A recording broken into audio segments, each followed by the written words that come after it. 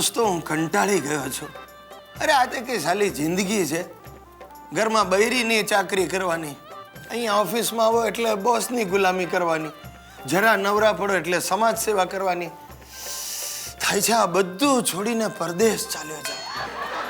બસ America કે ઇંગ્લેન્ડના visa મળી જાય ને તો જીવનમાં જલસા જલસા થઈ જાય.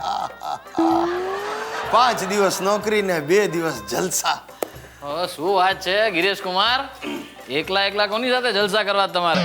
આય નહીં ભાઈ, લુખેશ, તરંગ અને તુક્કા વિચારતો તો જો વિઝા મળી જાય ને પરદેશના તો મજા પડી જાય. વિઝા જોઈએ તારે? અરે તો મને કેને ગાંડા, 2 મિનિટમાં વિઝા અપાવી દઉં. ક્યાં જવું તારે? Bangladesh, Nigeria, Afghanistan, Sudan? ભાઈ લુખેશ, આ તું જે બધા દેશના નામ બોલી ગયો ને ત્યાંથી લોકો હિન્દુસ્તાનમાં આવે છે જલસા કરવા. અરે મારે તો અમેરિકા કે ઇંગ્લેન્ડ જવું છે. અમેરિકા જવું તારે?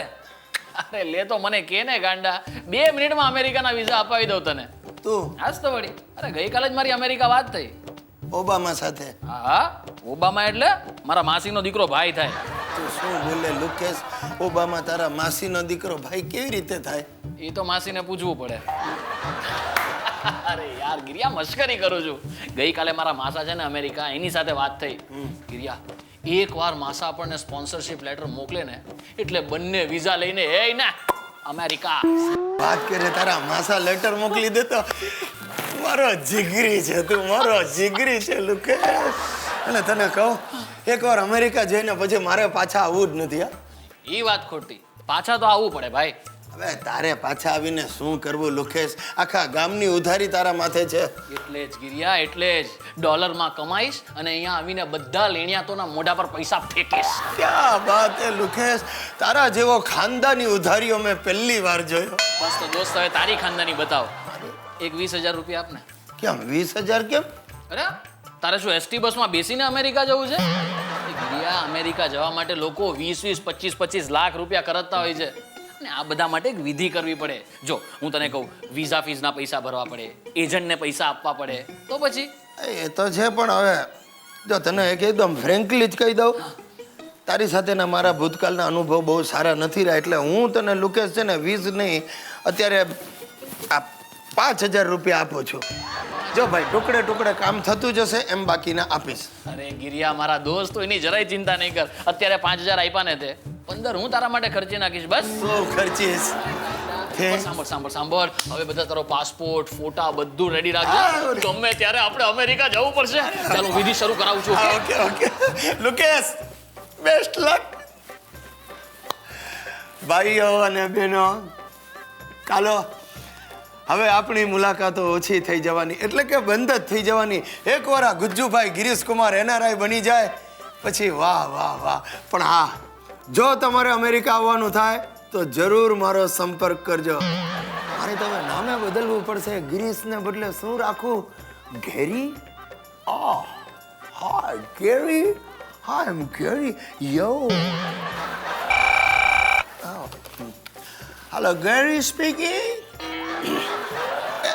ના ગિરીશ જ બોલો બાપુજી, બોલો. હા લુકેશ ને આ મેં જ કહ્યું છે ને વિઝા કઢાવવાનું, પણ તમારે શું છે? હે, શું વાત કરો? મારા નામે વિઝા કઢાવવા માટે તમારી પાસેથી લુકેશ 15,000 રૂપિયા લઈ ગયો? એની જાતને ફસ ગયે ઓબામા. દોસ્તો, હમણાં અમારા ઘર ઉપર વાદળો ઘેરાયા છે. વરસાદના નહીં, મહેમાનોના, એ પણ દૂરના સાસરિયાઓના. દૂરના સાસરિયાઓ વધારે નજીક આવી ગયા છે. સુશીલાની માનેલી માસીની 2 દીકરીઓ અમારા ઘરમાં ધામા નાખીને પડી છે. રોજ સવારે ઉઠીને મિષ્ટાન ને ફરસાણ ઉપર મારો ચલાવે છે. તમે નહીં માનો, એક અઠવાડિયામાં 1 ડબ્બો ભરીને તેલ અને ચોખ્ખા ઘીના 2 ડબ્બા સફાચટ કરી નાખ્યા છે.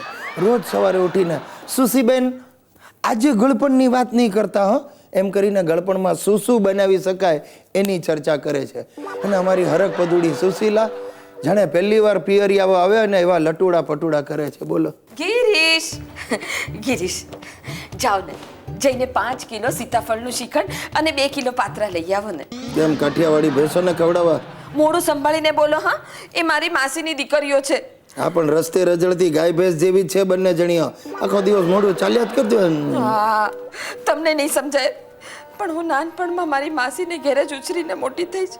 નાનપણમાં ને બસ ત્યારે તારી માસી તને 2 ચમચી દૂધ પીવડાવીને સુવડાવી દેતી હશે. હોય કઈ રોજ અમને 5 પકવાન જમાડતા. 5 પકવાન સપનામાં જોયા હશે. આ બંને જણીઓ સાદા ચણા નથી ખાતી, તને હું પકવાન ખવડાવે? ખબરદાર જો એક શબ્દ પણ બોલ્યા છો તો. જાઓ જઈને શ્રીખંડ અને પાત્રા લઈ આવો. આજે તો શ્રીખંડમાં મચ્છર મારવાની દવા છાંટીને ખવડાવું છું ભગરી ભેંસોને.